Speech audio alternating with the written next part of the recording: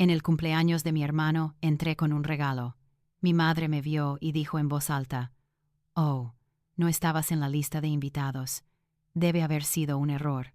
Todo el mundo se giró. Yo solo dejé el regalo en el mostrador y me fui.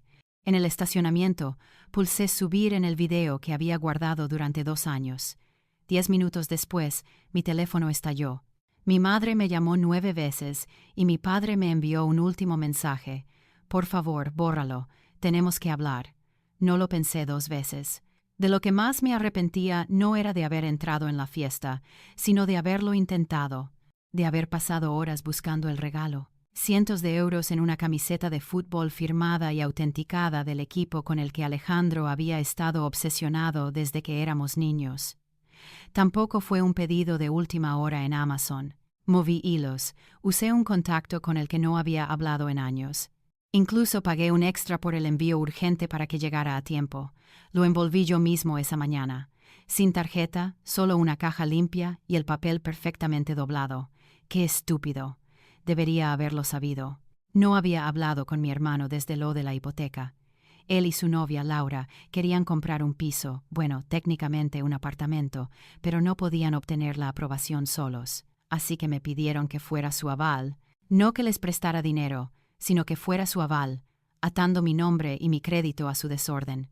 Cuando dije que no, ambos se enfadaron. Terminó en una discusión a gritos. Y esa fue la última vez que hablamos, hace 2 meses. Desde entonces, vivían con mis padres, y por la forma en que mi madre hablaba, habrías pensado que los había echado de un refugio. Actuaba como si yo hubiera arruinado sus vidas. Sin importar los 2.200 euros que le di a mi padre el año pasado y le dije que no me los devolviera, o la vez que los saqué de un apuro cuando se rompió el calentador de agua, o la compra que pagué, la factura de la luz, los miles de pequeñas cosas que ellos no parecían recordar. Todo se borró en el segundo en que dije: «Lo siento, esta vez no puedo ayudar», pero a pesar de todo, me presenté. Ni siquiera sé por qué. Supongo que pensé que era lo correcto. La familia y todo eso. Mi padre me envió un mensaje con la dirección y me dijo que a Alejandro no le importaría si me pasaba. No un «estás invitado», solo un «puedes pasarte». Así que aparqué a unas pocas casas de distancia. Entré sosteniendo el regalo como si realmente significara algo. La casa estaba llena, gente que no había visto en años. Todos sonriendo, bebiendo, con música a todo volumen. Parecía una fiesta. Mi hermano en el centro de todo, riendo con una cerveza en la mano. Di un paso dentro, y fue entonces cuando ocurrió. Mi madre me vio. Me miró directamente desde el otro lado de la habitación y lo dijo más alto de lo necesario: «Oh, no estabas en la lista de invitados. Debe haber sido un error». El silencio que siguió no duró mucho, tal vez 3 segundos, pero se sintió como un minuto entero. Todo el mundo se giró. Algunas personas se rieron nerviosamente. Alejandro sonrió con suficiencia. Algunos solo se quedaron mirando, confundidos. Yo no dije nada. Caminé hacia la cocina, dejé el regalo al lado del pastel y salí directamente por la puerta principal. Y ese fue el momento exacto en que la decisión se tomó. Sin dudas, sin culpa. No esta vez. La venganza iba a suceder. Ya no iba a ser el que se queda callado. De vuelta en el coche, abrí la carpeta en la nube. Allí estaba, intacto desde el día en que lo guardé. Un vídeo de 37 segundos que me envió hace 2 años el antiguo compañero de piso de Alejandro. Una noche, el chico se emborrachó y empezó a desahogarse. Me dijo que tenía algo de información sobre mi hermano. Yo no se la pedí, pero me la envió de todos modos. Y allí estaba Alejandro, medio desnudo en un sofá, besándose con una chica que no era su esposa. Era borroso, pero lo suficientemente claro. No era reciente, pero tampoco era tan antiguo como para ser inocente. Nunca dije nada, nunca se lo mostré a nadie hasta ahora. Lo subí a un enlace privado, sin hashtags, sin comentarios, solo una línea. Para mi hermano, feliz cumpleaños. Luego le envié el enlace directamente a su mujer. 10 minutos después, mi teléfono estalló. 3 llamadas perdidas de mi madre, 2 de Alejandro, luego otra y otra. Papá llamó una vez y luego envió un mensaje: «Por favor, bórralo. tenemos que hablar. Y luego de la mujer de Alejandro, tenemos que hablar ahora mismo. No respondí a nadie, solo vi cómo los mensajes llegaban. Pensaron que podían seguir dándome patadas sin que yo les diera una de vuelta, como si todo lo que hacía por ellos no tuviera un costo. Pensaron que siempre sería el que se presentara, sonriera y se lo tragara. Ya no. Esto era solo el comienzo. No volví a casa de inmediato. Seguí conduciendo por los barrios que conocía, por carreteras por las que no había conducido en años, con las ventanillas bajadas, el motor zumbando, sin música. Necesitaba el silencio. Mi teléfono vibraba casi constantemente en el asiento del pasajero, la pantalla se iluminaba una y otra vez hasta que finalmente lo apagué. Lo que más me sorprendió no fue que estuvieran enfadados, fue lo rápido que cambió la situación de un silencio satisfecho dentro de esa casa a un pánico total en el segundo en que se dieron cuenta de que no estaba mintiendo. Estaban acostumbrados a que yo fuera el que se quedaba callado, el que siempre perdonaba. Pude sentir el cambio y se sintió bien. Alrededor de las 11:30 de la noche, terminé en una cafetería barata que recordaba de hace años. Todavía estaba abierta las 24 horas. Pedí un café, pero se quedó allí sin tocar. No dejaba de revivir el momento en la cocina, mi mano dejando el regalo al lado del pastel, mi espalda girada mientras toda la sala me miraba. Pensaron que se habían salido con la suya de nuevo, que podían humillarme por diversión y yo simplemente lo aguantaría.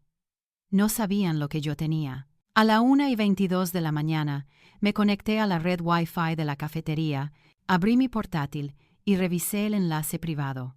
El número de visitas había superado las 180.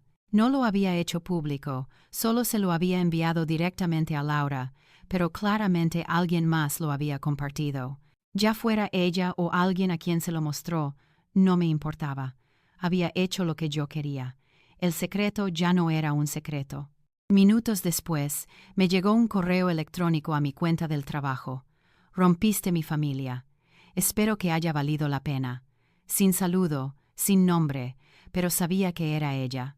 Laura, la mujer de Alejandro, la única persona en toda nuestra familia que alguna vez había sido decente conmigo.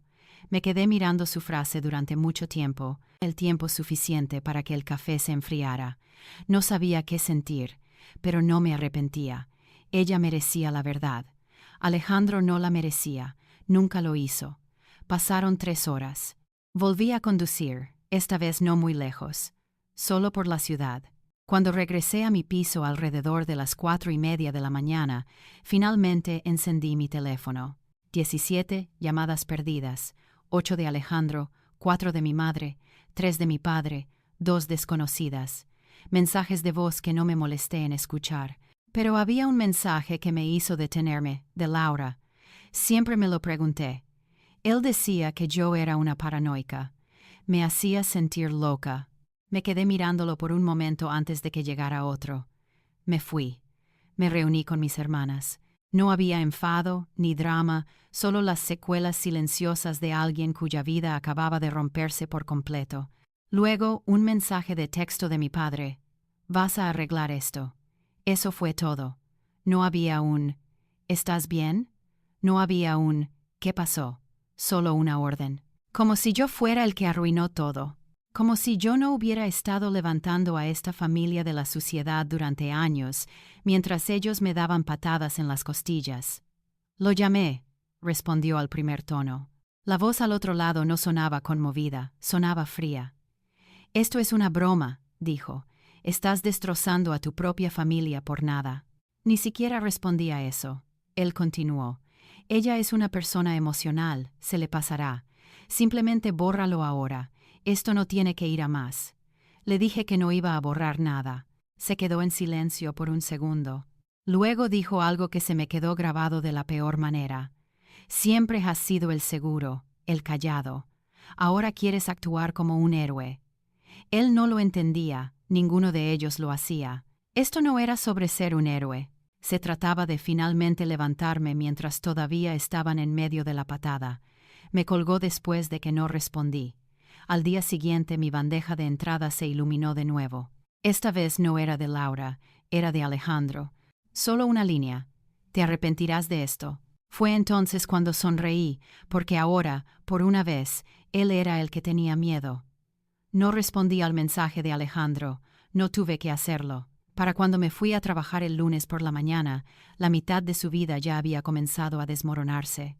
Laura no solo se había ido, se llevó sus cosas y me envió una foto de los cajones vacíos, una foto del anillo en el mostrador. Sin nota, solo la foto. Y por lo que había escuchado a través de un amigo en común, no iba a volver. Pero yo conocía a Alejandro. No era del tipo que se acostaba y aceptaba el golpe. Él iba a contraatacar. Empezó de forma pequeña. Esa semana, mi madre envió un mensaje grupal a la familia extendida, algo vago y dramático. Por favor, oren por nuestra familia en este momento difícil. Algunos primos me contactaron, confundidos. Los ignoré. Luego uno de ellos, Daniel, me llamó directamente. Atendí. Mi madre le dijo a todo el mundo que tuviste un colapso, que eras inestable, que estabas reaccionando con amargura y soledad.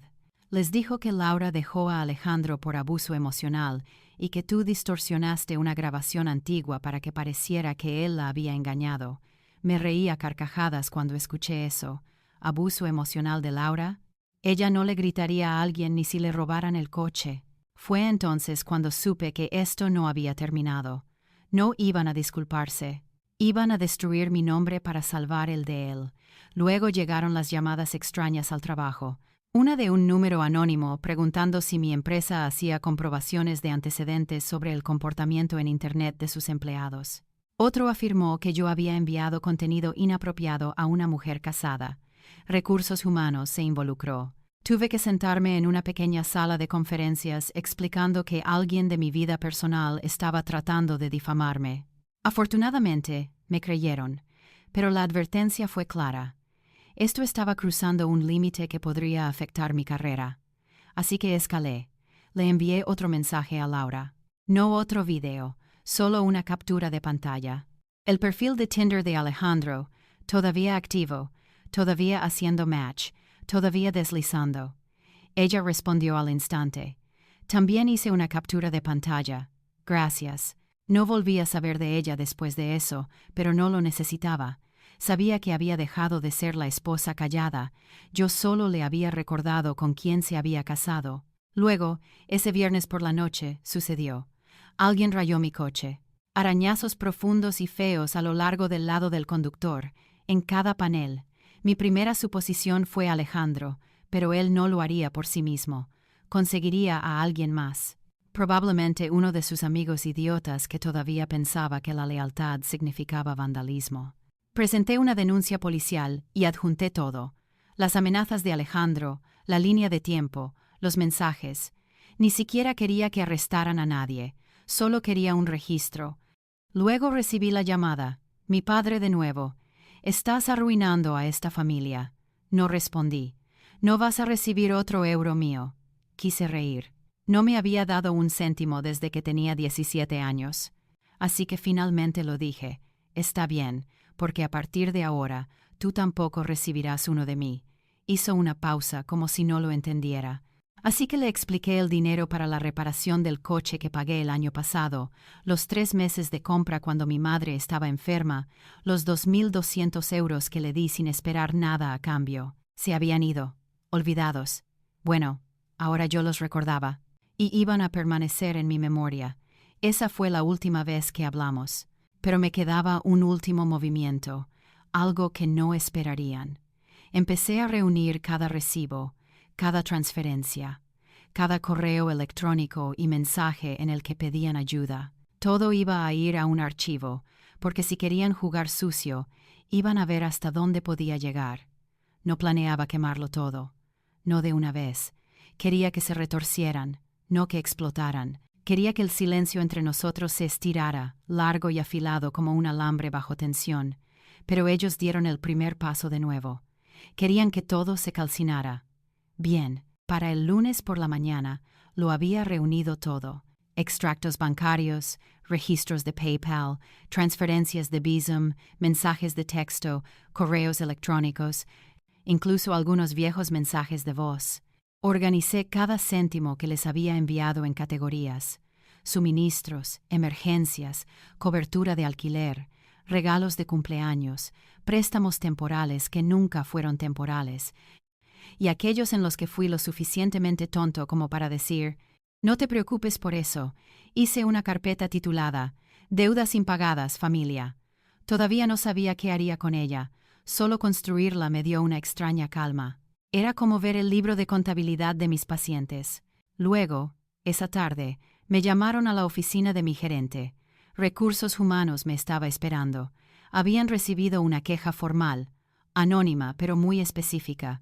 Me acusaba de ciberacoso, mala conducta personal y manipulación digital de medios privados con el propósito de causar daño emocional. Usaron palabras como preocupante, sensible y riesgo para la reputación. No necesité preguntar de dónde venía. Estaba claro que no habían terminado conmigo. Ya no se trataba de un video. Estaban tratando de quitarme todo. El trabajo, la credibilidad, el futuro, lo único que había construido sin pedirle ayuda a nadie de esa familia. Me pusieron en licencia, pendiente de revisión, así que escalé, abrí mi bandeja de entrada y redacté un correo electrónico. Adjunté un documento titulado Resumen de préstamos y apoyo financiero no reembolsado. Estaba detallado, con capturas de pantalla y sellos de tiempo. Se lo envié a mi padre, a mi madre con copia oculta y a mi abogado. Ya no era solo una amenaza. Había programado una consulta para el viernes por la mañana. El asunto era simple. Aviso de acción financiera pendiente. Exactamente 23 minutos después, mi teléfono sonó. Era mi madre. Sin saludo, sin respirar, solo. No harías esto, no demandarías a tu propio padre. No respondí de inmediato. La dejé llenar el silencio con todas las cosas que esperaba. Cómo esto estaba dañando a la familia, cómo estaba exagerando, cómo era egoísta. Luego dijo algo que no le había escuchado en mucho tiempo. Bien, haz lo que tengas que hacer, solo que sepas que hemos terminado. Terminé la llamada sin decir una palabra. Pensé que eso sería el final por esa noche, pero me equivoqué. Alrededor de las 10:40 de la noche, alguien llamó a la puerta de mi piso. Miré por la mirilla y por un segundo, de hecho, pensé que estaba soñando. Laura estaba allí de pie, sosteniendo una pequeña unidad USB negra. Sin bolso, sin expresión, sin palabras, solo la unidad. Me la entregó. No estoy tratando de alargar esto, pero encontré esto en el escritorio de Alejandro, escondido debajo de unas carpetas de impuestos falsas. Creo que deberías escuchar lo que hay. Y luego se fue. Me senté allí durante una hora antes de conectarla. Había varios archivos de audio con fechas del último año. Tardé un minuto en entender lo que eran. Grabaciones secretas, notas de voz. Alejandro había estado grabando conversaciones con mis padres. La mayoría eran basura, discusiones, chismes, tonterías. Pero un clip me detuvo en seco. La voz de mi madre. Ella no es familia, es una billetera con cara. Alejandro se rió. Dice que no una vez, y de repente piensa que le debemos algo. Luego mi padre intervino. No te preocupes. Déjala que se enfurruñe. Volverá arrastrándose como siempre. No tiene a nadie más. Me senté en mi cocina escuchando ese bucle 3 veces. Luego creé una nueva carpeta en mi escritorio, pruebas para uso legal, porque esto ya no era por venganza, esto era sobre cortarlos de una manera de la que nunca podrían recuperarse. El viernes por la mañana, entré en la oficina del abogado con una memoria USB en el bolsillo y la calma de alguien a quien le habían dejado de importar las consecuencias. No estaba allí para tirar golpes, estaba allí para trazar una línea. La consulta no duró mucho. Le mostré la carpeta, las transferencias, las grabaciones de voz. Su reacción fue exactamente lo que esperaba. Tienes suficiente aquí para presentar una demanda civil fácilmente. Me preguntó si quería demandarlos a todos o solo a mi padre. Dije que empezaría con mi padre. Los 2.200 euros eran más que suficientes para hacerlo real. No se trataba del dinero, se trataba de establecer el tono. Esa noche envié una carta formal, aviso de intención legal, por correo certificado. Llegaría a su buzón el lunes por la mañana. Pensé que llamarían o se presentarían, o al menos gritarían de nuevo en mi buzón de voz, pero no lo hicieron. Ese silencio fue más fuerte que cualquier cosa que hubieran dicho antes. Luego, el domingo por la noche, llegó la fractura final. El amigo de Alejandro, Juan, el mismo chico que solía acompañarlos a todas partes y publicar fotos molestas de su pandilla, me envió un mensaje. Solo un enlace, sin mensaje. Hice clic. Una historia privada de Instagram grabada en pantalla mostraba a Alejandro paseando fuera de un bar, gritándole a su teléfono, borracho. El audio era terrible, pero aún se podían escuchar fragmentos. Ella me dejó por mi hermana cobarde. Ella arruinó mi vida. Juré por Dios que acabaré con su trabajo. Ya ni siquiera se trataba de Laura. No se trataba de mí, del video o de la fiesta. Se trataba de control. Y Alejandro ya no lo tenía. Eso le asustaba. Para el lunes por la tarde, mi padre me envió otro mensaje. Ya has dejado claro tu punto. Cancélalo. No respondí. Luego llamó. No lo atendí. Luego un segundo mensaje de texto. Iremos a juicio si eso es lo que quieres. Respondí con una captura de pantalla del recibo del correo certificado y nada más. Esa noche, Alejandro me llamó. Lo dejé sonar. Luego me envió un mensaje de voz, 30 segundos de vulgaridades y amenazas. Al final, dijo algo que me dejó las manos frías. ¿Crees que has ganado? ¿Crees que esto ha terminado? Así que tomé la memoria USB, las impresiones, la línea de tiempo y presenté la demanda oficial. Juzgado de menor cuantía, limpia, directa, documentada. Una semana después, se les notificó. Esa fue la última vez que alguien de mi familia me habló. No hubo mensajes, ni llamadas, ni correos electrónicos extraños, ni amenazas, solo silencio, como el último aliento después de un grito. Esa noche entré en mi piso y por primera vez en meses dormí. Han pasado algo más de 5 meses desde la audiencia judicial, el tiempo suficiente para que el polvo se haya asentado, pero no lo suficiente para que el aire se sienta limpio. Gané, técnicamente. El juez falló a mi favor. Se le ordenó a mi padre que me devolviera los 2.200 euros. Nunca lo hizo, ni un céntimo. Pero ese nunca fue realmente el objetivo. El punto era trazar una línea y dejar claro que ya no era su plan de respaldo, ni su patrocinador silencioso, ni su red de seguridad. Quería que supieran que había dejado de interpretar mi papel en su historia. La demanda fue noticia, al menos dentro de la familia. Un primo me envió un mensaje después del fallo y me dijo: «No puedo creer que realmente lo hicieras». No le respondí. No he sabido casi nada desde entonces. Laura finalizó el divorcio hace 2 meses. Ruptura limpia. Se mudó a Madrid para vivir con su hermana. Aceptó un trabajo en una organización sin ánimo de lucro. Me envió un último correo electrónico, solo un tranquilo y mesurado agradecimiento. Dijo que si yo no hubiera enviado ese video, probablemente todavía estaría atrapada tratando de arreglar algo que nunca quiso ser arreglado. Le dije que no me debía nada, pero que me alegraba que se hubiera salido. Esa fue la última vez que hablamos. No he visto ni oído de mis padres desde el día en que se entregaron los papeles de la corte. Sin llamadas, sin disculpas, sin intentos falsos de reconciliación. Mi madre me eliminó de su Facebook sin decir una palabra. Mi padre nunca respondió a los seguimientos del abogado. Desaparecieron como si yo nunca hubiera existido para ellos en primer lugar. De vez en cuando, todavía recibo noticias sobre Alejandro. No directamente, solo a través de amigos en común o etiquetas aleatorias con las que todavía estoy conectado. Ahora está solo, bebiendo más, sin trabajo, según supe la última vez. Su novia se fue. Está viviendo en el sótano de nuevo, fingiendo que todo está bien, todavía diciéndole a la gente que arruiné su matrimonio con un video antiguo. Ya ni siquiera me molesto en defenderme, que digan lo que quieran. La gente que importa sabe la verdad. Hace unas semanas encontré el regalo de cumpleaños, la camiseta firmada que dejé en el mostrador de la cocina esa noche. Alguien la había metido en una bolsa de plástico y la había dejado en la puerta de mi casa.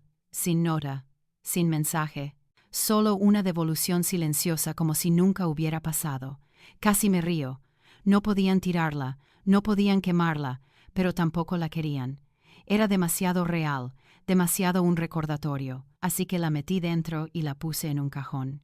No sé por qué la guardé, quizás porque es lo último que les daré. Ahora no hablamos, no nos vemos.